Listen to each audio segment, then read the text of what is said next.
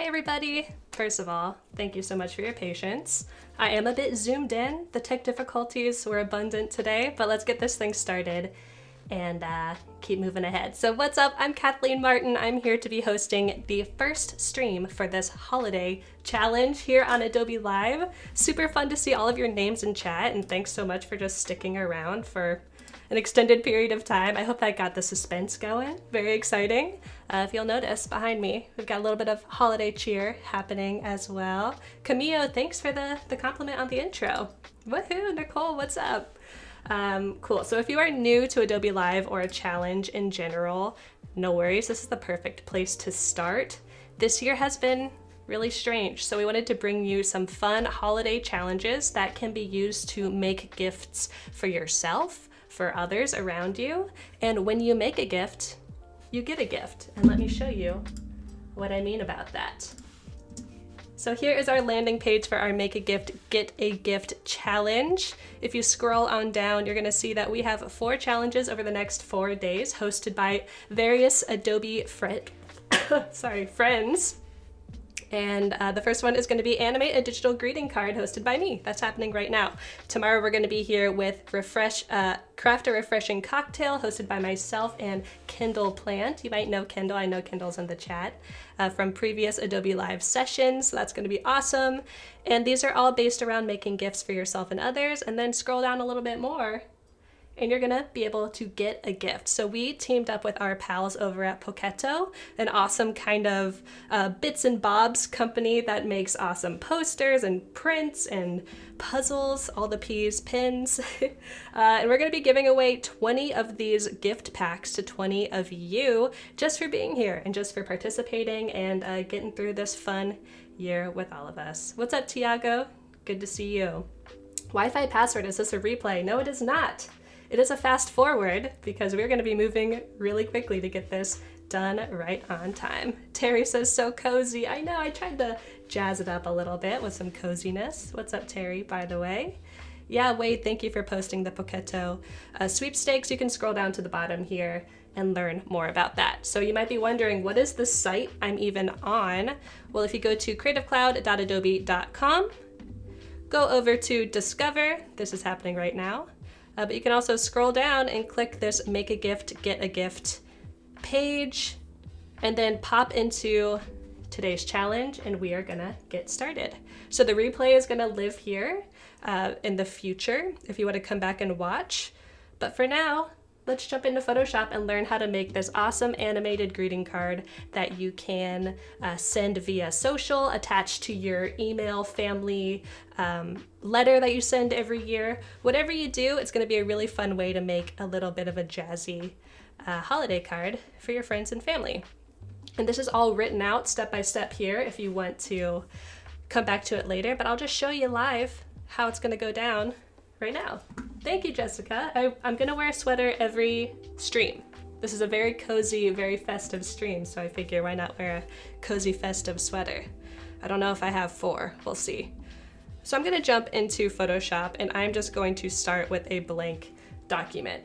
Now, if you want to use the same assets that I'm gonna be using today, you can easily get those by going back to this website and click Add to Library. We already have all of the assets here for you in a Creative Cloud library. So when I open up Photoshop and open up my libraries panel, it's right here if you go to Window and Libraries. Navigate to Discover Animated Greeting Card, and you're gonna have all the goodies there. I'm actually gonna drag this out just a little bit so we can see it better. So you'll notice that we have some colors, we have a character style that's from Adobe Fonts, and then we have some graphics. So let's go ahead and grab our graphic. This is just a stock photo. So if you want to use your own family photo, please do that. If you want to use a photo of the cool latte art that you made this morning, use that. It's all about making a custom design for yourself. So who in the chat has ever made an animation before? In Photoshop, or ever?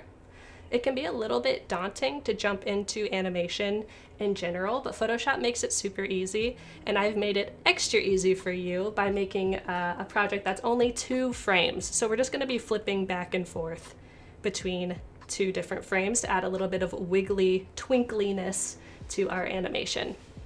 It's a really simple flip book style. Victoria says, me. Nice. William, you too. Cool. Yeah, Erica is totally right. There's so much good stuff in those gift packs. Go check out Poketo and just drool a little bit over the goodies and then cross your fingers that you win. Megan says, I've never made a good one. Megan, today's the day to make a good animation. So the whole idea behind an animation is to add movement to different images. So we're gonna, like I said, make 2 different frames. They're gonna be very slightly different, so that's gonna allow us to make it really quickly. And then when they flip back and forth, it's gonna be cute and flip booky. So the first thing that we're gonna do with our design is we're gonna add our main design asset, which is gonna be type. It's gonna be our main message, our happy holidays message.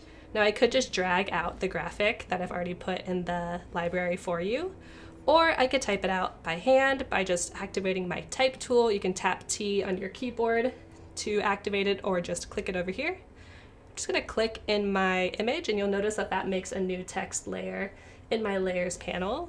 And I'm going to type happy holidays. Ooh, that blue is vibrating my eyeballs, so I'm going to change it to white by just clicking the white in my libraries. I'm gonna open my transform tools by doing Command or Control T, and I'm just gonna grab a corner and decrease the size just a bit. Okay. So like I mentioned, this is our main design asset for this entire design. So it's the highest thing on our design hierarchy. So we're gonna make sure this is perfectly placed how we want it to be, and then we're gonna design around it. So let's add a little bit of movement here. I am going to activate my type tool again by tapping T, and I'm gonna come up here to the warp options in my control bar. Add warped text right here. If you click that, you will see a little window appear that gives you some warp text options, and I'm gonna add a slight bend to it. And I know I'm going pretty fast because we have a shorter time slot than we usually would, but if you have any extra questions, ask them in the chat and then go to that tutorial page that I showed you if you want to walk through it step by step. It can be helpful. Okay, so I like how this looks. I'm gonna hit enter to commit my changes, and we have a new text layer. Now let's add our little painted snowflakes and wind ribbon in here. I'm gonna make a new layer. So come down here to the bottom of your layers panel, click the new layer option. I'm just gonna double click the text and name it frame 1. And I'm gonna activate my brush tool by tapping the brush or the B on my keyboard.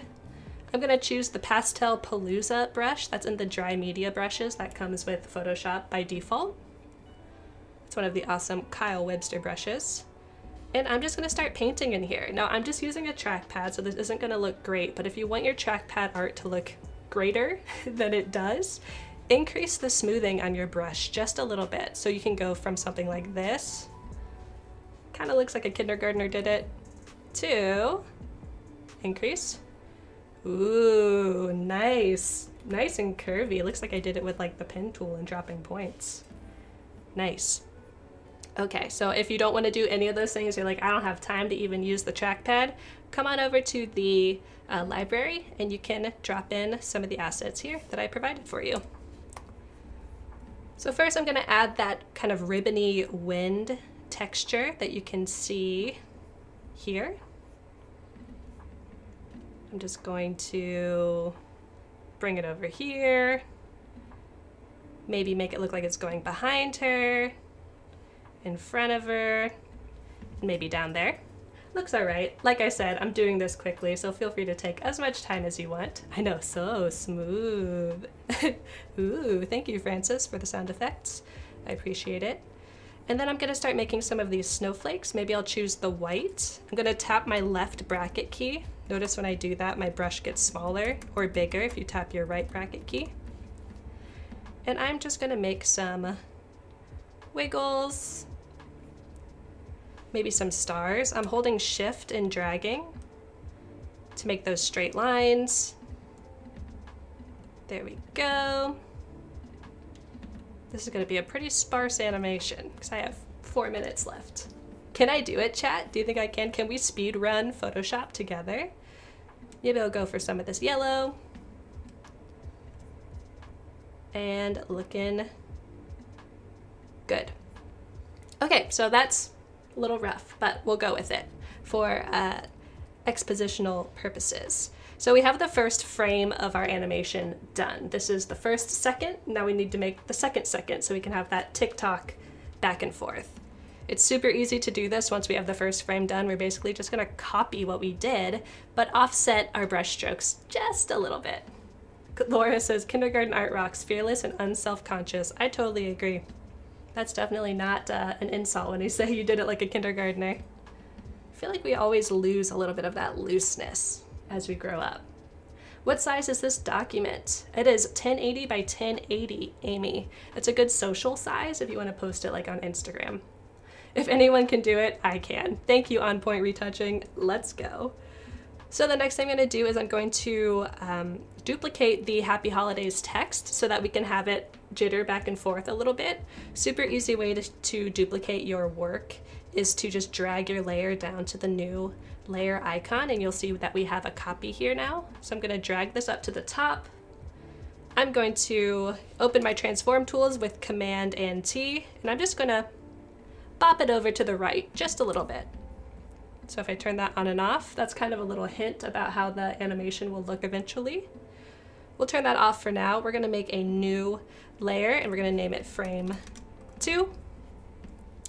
And I'm just going to go so fast. I'm basically just going to redraw over what I have done. To make it a little easier on yourself, you could turn down the opacity of your original frame, and that will give you like an onion skin effect like traditional animation. I'm going to do the opposite wiggle here so that we have kind of a, looks like a wave effect when we get it animated.